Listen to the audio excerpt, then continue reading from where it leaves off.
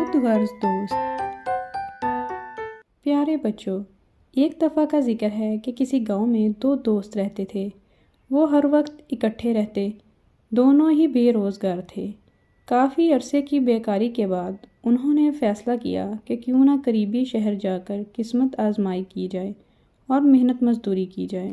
دونوں دوست ایک صبح سفر پر روانہ ہوئے۔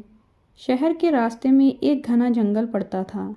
دونوں دوست جنگل میں داخل ہو گئے اور وہ دل ہی دل میں ڈر بھی رہے تھے کہ نہ جانے کوئی درندہ آ جائے اور انہیں چیر پھاڑ دے۔ آخر جب وہ جنگل کے درمیان میں پہنچے تو انہوں نے ایک ریچھ کی آواز سنی جو قریب سے آئی تھی۔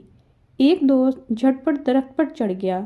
دوسرے دوست نے جب دیکھا کہ ریچھ اسی کی طرف بڑھتا ہوا آ رہا ہے تو اسے ایک ترکیب سوجھی اور وہ زمین پر دم سادھے لیٹ گیا۔ ریچھ قریب آیا اور اس نے زمین پر لیٹے ہوئے دوست کو سونگھا، پھر تھوڑی دیر بعد چلا گیا۔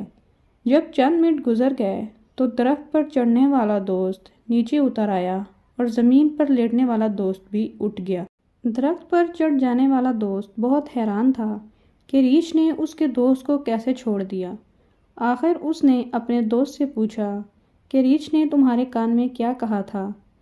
دوسرے دوست نے جواب دیا کہ ریچھ نے کہا، دوست وہی ہے جو مصیبت میں کام آئے، اس سے دوستی نہ کرو جو ضرورت اور مصیبت کے وقت پیٹھ دکھا جائے۔ بچوں، اس کہانی سے ہمیں یہ سبق ملتا ہے کہ دوست وہ جو مصیبت میں کام آئے۔